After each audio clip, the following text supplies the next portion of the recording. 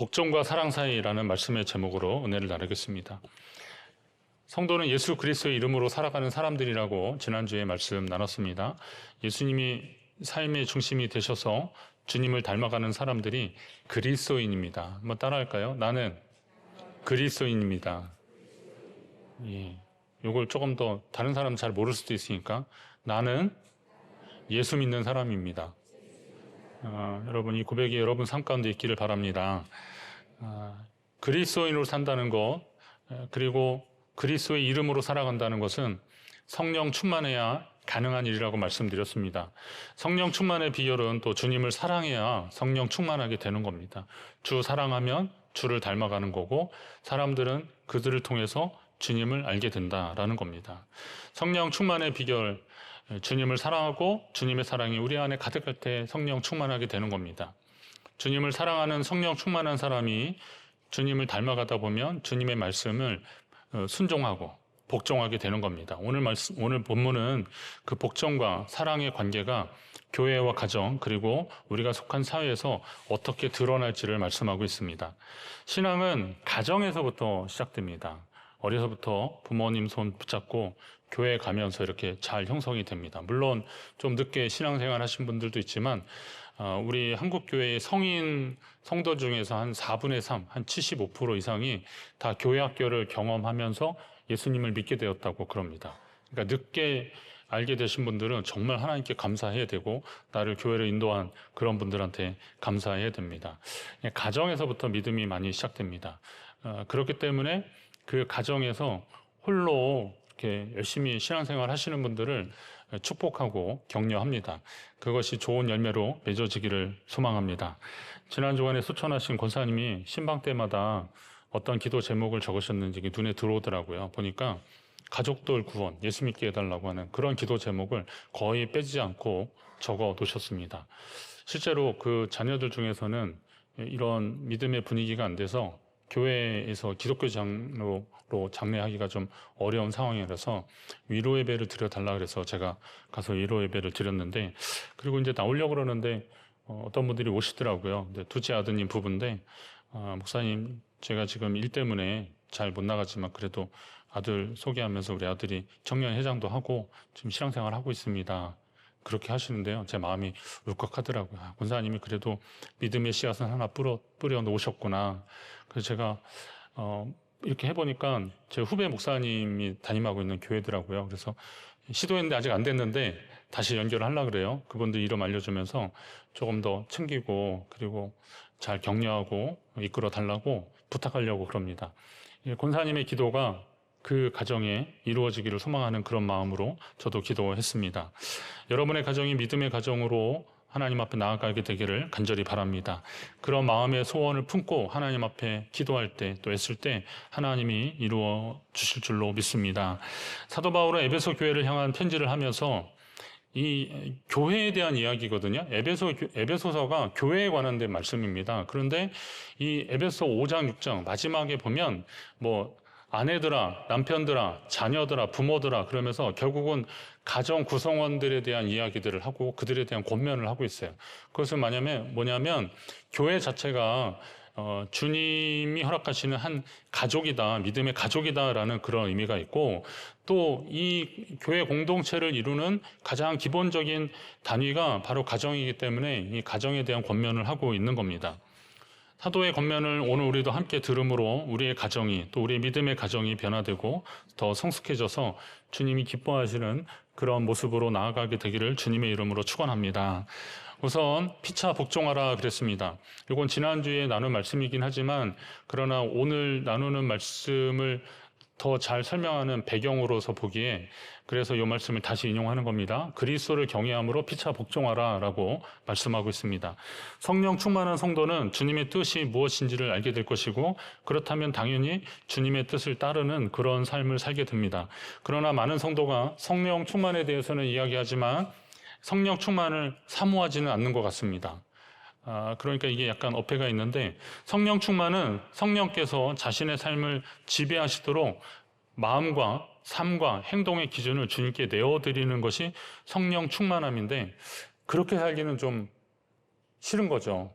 왜냐하면 내가 하고 싶은 게 너무 많은데 어떻게 나를 하나님께 그렇게 온전히 내어드릴 수 있을까? 어제 제자훈련 교재가 고난, 환난, 그리고 시험, 그리고 연단 이런 주제들이 있었습니다. 그런 설교를 듣는 거는 굉장히 은혜롭습니다. 시험과 환난 중에도 하나님이 우리와 함께 하시니까 포기하지 말고 끝까지 하나님 앞에 나아가면 주님이 그가 나를 단련하신 후에 내가 순금같이 나오리라 약속의 말씀을 주셨습니다. 여러분 그렇게 사시기 바랍니다. 그러면 은혜가 되잖아요. 근데 어느 누가 내가 시험과 환난 가운데 있기를 바라는 성도가 어디 있겠습니까?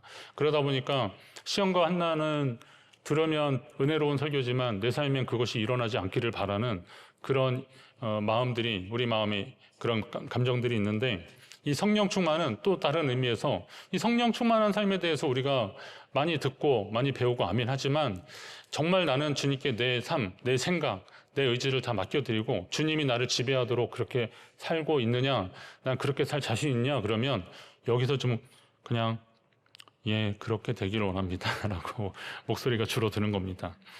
성령 충만은 지난주에도 말씀드렸듯이 성령 충만의 현상, 뭐 예언이나 환상이나 방언을 하거나 이런 현상들도 분명히 성령 충만의 어떤 현상으로 나타날 수도 있는데 그러나 그건 그렇게 오래가지 않습니다. 성령 충만을 말할 때 우리가 주목해야 되는 것은 성령 충만한 영적 상태가 지속되는 것입니다.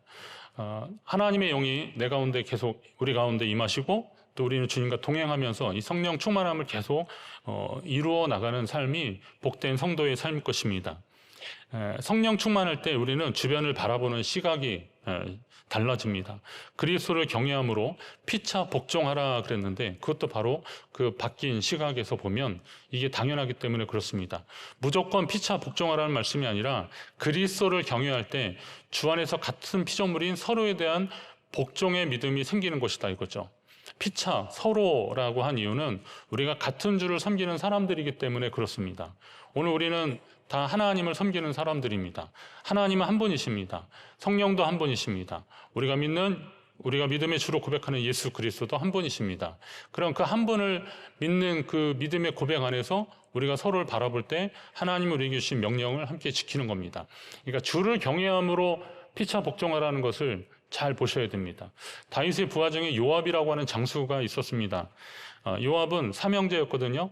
요압 그리고 아비새 아사엘이라고 하는 삼형제인데 이 막내가 아사엘이었습니다. 아사엘. 근데 이 아사엘이 참 형에게 얼마나 많이 사랑받고 그리고 잘 자랐겠습니까? 근데 이제 장수들이 셋이니까 근데 사울 집안에 아브넬이라고 하는 장수가 있었는데 이 장수하고 전쟁을 하다가 아사엘이 끝까지 아브넬을 쫓아갑니다. 그때 아브넬이 내가 너를 해치고 싶은 마음이 없다. 내가 너를 죽이면 내가 네 형을 어떻게 보냐. 요압도 장수고 아브넬도 장수였으니까. 그러니까 못 보겠다. 그런데도 아사엘이 끝까지 쫓아가니까 결국은 아사엘이 아브넬에 의해서 죽고 맙니다. 뭐 이유가 어떻든 간에 사연이 어떻든 간에 동생을 죽인 아브넬이니까 요압은 그 원수를 어떻게 갚을까 막 그랬을 겁니다. 근데 상황이 좀 바뀌어서 아브넬이 다윗에게 와서 그의 수하에 들어갈 것을 약속합니다. 그러니까 다윗이 이제 그 사울 집안의 사람들 데려오라 막 이렇게 찾으라 그래서 가는 사이에 요압이 오니까 아브넬한테 그렇게 했다는 말을 듣고 너무 속상하니까 그놈이 여기 어떻게 온 건데 뭐 항복하러 온 것 같습니까? 이것저것 다 살피고 우리의 전황을 살피려고 온 거지 그거 아닙니다 막 그런데도 다윗은 그를 받아주기로 합니다. 그러니까 요압이 부하를 보내서 가던 아브넬을 다시 오게 만듭니다. 그리고 뭔가 할 말이 있는 것처럼 해서 그를 죽이고 맙니다. 자, 이 요압의 입장에서는 동생의 원수를 갚는 해야 할 일을 한 것이라고 볼 수 있어요. 그렇지만 따지고 보면 이게 어떤 일이겠습니까? 자신이 군주로 섬기고 주군으로 섬기는 왕의 마음을 헤아리지 않는 그런 상황인 거죠. 그를 죽인 것은 왕에 대한 불순종이 되고 만 것입니다. 아무리 동생을 죽인 원수를 갚는 뭐 정당하다고 하더라도 그러나 그 원수 같은 그 사람을 자기의 주군이 받아주고 같이 하기로 했다면 내가 그 주군의 부하라 그러면 장수라 그러면 다윗 왕이 장수라면 그걸 따랐어야 되는데 그걸 거역하고 말았습니다. 상대가 그럴 만하니까 잘해주라고 복종하라는 것이 아닙니다. 우리가 피차 복종하는 것은 그 복종의 시작은 주를 경외하고 주님께 복종하는 마음 때문에, 주를 경외하는 마음 때문에 그렇게 되는 겁니다. 여러분의 기준으로 상대를 판단하지 마시고 주님께 복종하는 심정으로 서로를 섬기라라는 주님의 말씀을 잘 좀 새겨 들으셔야 됩니다. 우선 그 시작으로 남편에게 복종하라라는 겁니다. 남편에게. 복종과 사랑의 원리를 말씀하고 있는 것이기 때문에 나는 남편이 없는데 이러면서 이 시간을 졸지 마시고 이 원리를 말씀드리는 거니까 잘 들으십시오. 그리고 또 혹시 목사님이 우리 집 사정을 알아서 이걸 말씀을 이렇게 한다라고 생각하지도 마시고 그냥 일반적인 원리를 말씀을 드리는 거니까 잘 들으십시오. 제가 이렇게 막 까는 이유가 있습니다. 남편에게 복종하라. 요즘 세상에 이렇게 설교하면 목사님은 좀 구시대 사람이다라고 할 것 같기도 합니다. 본문은 변하지 않는데 시대상은 변하기 때문에 이런 설교를 그대로 하기가 쉽지 않고 예전에 목사님들은 그래도 저보단 쉬웠겠다 이런 생각을 좀 설교 준비하면서 했습니다. 그렇다고 또 말씀을 피해가면 남편들이 좀 섭섭해할 겁니다. 아니 그 성경에 많지도 않는데 남편에게 복종하라는데 이걸 목사님이 피해가신다고 참 비겁하셔라고 할 것 같아서 말씀을 나눕니다. 우선 바울은 순종이라는 단어도 있는데 복종이라는 단어를 사용하더라고요. 여러분 순종, 복종하면 어느 게 조금 더 강압적입니까? 순종보다는 복종이죠. 그러니까 순종이라는 것은 마음을 비우고 그냥 순순히 따른다 이런 사전적 의미가 있고 복종은 누군가의 명령이나 의사를 그대로 따르는 겁니다. 군대 가면 상관의 명령에 복종을 요구합니다. 예전에 그 12.3 계엄 때 명령이 떨어지니까 그냥 간 거잖아요. 근데 가보니까 상황이 아니라서 어떤 지휘관들은 이거 하지 마라 라고 하고 했는데 요즘 이제 그런 일 때문에 이거를 재판을 하고 그러더라고요. 근데 제가 봤을 때는 일단 명령을 따르는 건 복종해야 되는 건 군인의 사명입니다. 가는 거죠.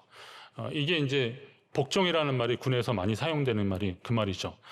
상관의 명령대로 행동하는 것, 이게 복종입니다. 순종은 큰 그림 안에서 그의 생각과 지시를 최대한 인정하면서 그 일이 이루어지도록 힘쓰는 것이 순종입니다. 그러면 순종도 좋은 말이긴 한데 왜 굳이 남편에게 복종하라고, 이게 거의 가부장 시대의 끝을 달리는 것 같은 그런 단어로 이렇게 복종하라는 것과 이 부분은 의무와 책임의 관점에서 좀 접근해야 됩니다. 남녀 평등을 주장하는 것이 획일적이며 또 물리적인 평등을 의미하지는 않습니다. 남녀가 평등하니까 남자도 애를 낳도록 하자거나 여자도 무조건 군대를 가게 해야 된다. 그렇게 말하는 분도 있긴 하지만 그러나 이 정도까지는 하지 않지 않습니까? 사실 하나님이 남자와 여자를 만들 때는 각자가 다르면서도 잘할 수 있는 그런 조건을 가지고 창조하게 하셨습니다. 남성과 여성의 역할이 좀 다릅니다.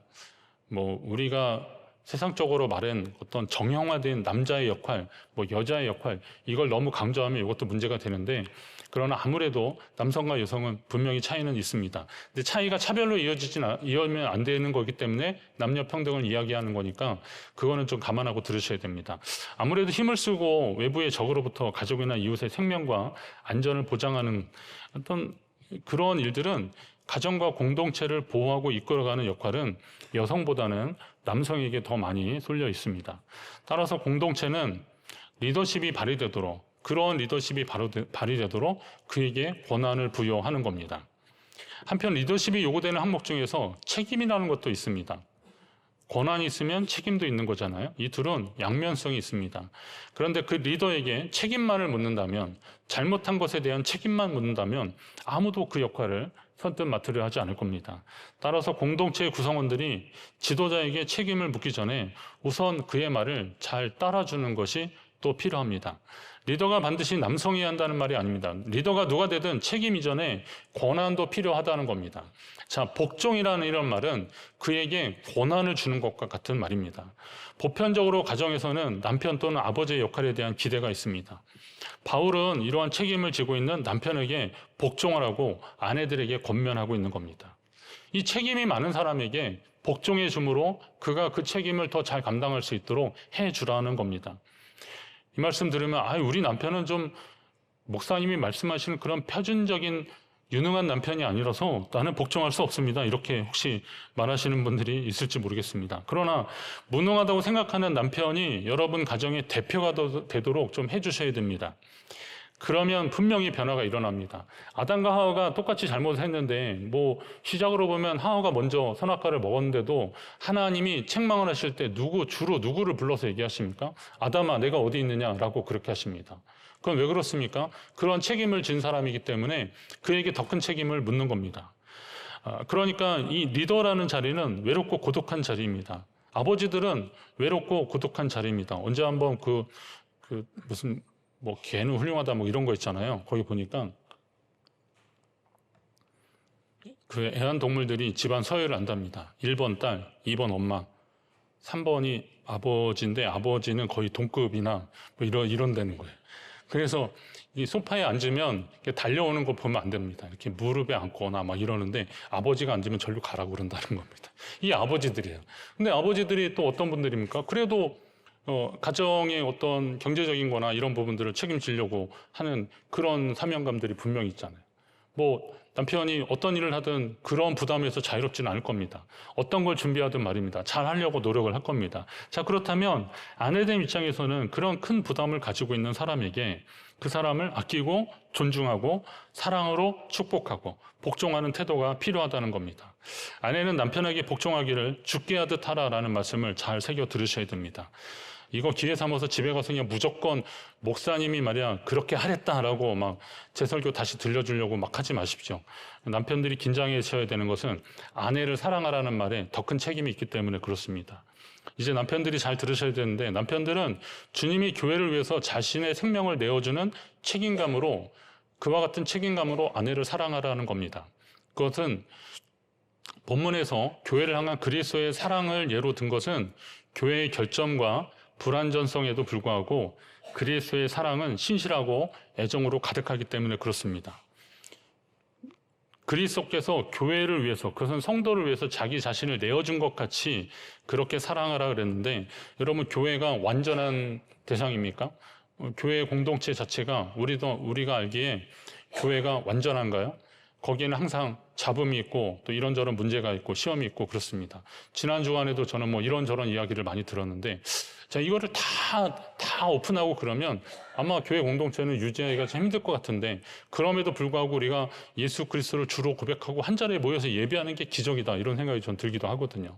자, 그러면 주님이 교회가 완전하기 때문에, 그래서 정말 완벽하기 때문에 사랑한 것이 아니라 오히려 그런 불완전하기 때문에 그를 사랑하고, 그리고 그 교회를 위해서 자기 생명을 내어주기까지 사랑해 주셨다는 겁니다. 아내 입장에서 남편에게 복종하라는 하나님의 말씀에 망설일 것이 아니라 자기 목숨을 내어주기까지 사랑하신 주님처럼 아내의 사랑을 실천하는 남편을 복종으로 화답해 주라라는 겁니다. 남편의 입장에서도 복종하라는 명령을 수행하는 아내를 사랑하는 것은 당연하다는 거죠. 그 하나님 말씀을 믿고 그렇게 살려고 애쓰는 아내를 당연히 사랑해 줘야 되는 겁니다. 되게 남자는 여자를 위해서 목숨을 건다고 하잖아요. 정말 그렇더라고요. 그 여성, 남성의 이렇게 여러 가지 구분을 하고 그러는데, 특히나 남성들은 이 칭찬에 목숨을 거는 것 같습니다. 안 그런 남성분들한테 죄송한데 저는 그런 것 같아요. 칭찬에 목숨 겁니다. 저는 아내를 사랑하고 참 존중합니다. 늘 고마워합니다. 여러 가지 이유가 있겠지만 아내는 제 설교를 항상 잘 들어줍니다. 예전에 어느 지방회장 목사님이 설교를 하는데, 그 목사님 사모님이 행사 이렇게 가잖아요. 그럼 오후 4시에 하고 그랬는데, 그거 할 때 사모님이 계속 조는 거예요. 그래서 좀 가까운 사모님이라서, 아니 남편 설교하는데 좀 졸면 어떡하냐고, 좀 이렇게 내 아내처럼 바카스라도 마시고 앉아 있으라고 그랬어요. 그랬더니 내가 오늘 2번이나 설교를 들었는데 왜 또 듣냐, 안 졸립냐고 그러더라고요. 그래서 그래도 남편 설교하는데 좀 이렇게 딱 자세를 바로 하시라고 제가 말씀을 드렸어요. 맞습니다. 내용은 달라도 톤이 똑같고 그러면 이 성도님들께도 고마워요. 제 설교가 지난주에 오지영 목사님은 제가 이 스피커 찢어지는 줄 알았어요. 소리를 큰 소리로 하는데, 저는 그렇게 하면 3부까지 설교가 어렵습니다. 그래서 저는 이 마이크 좋은 시대에 산 것이 얼마나 좋은 건지 모릅니다.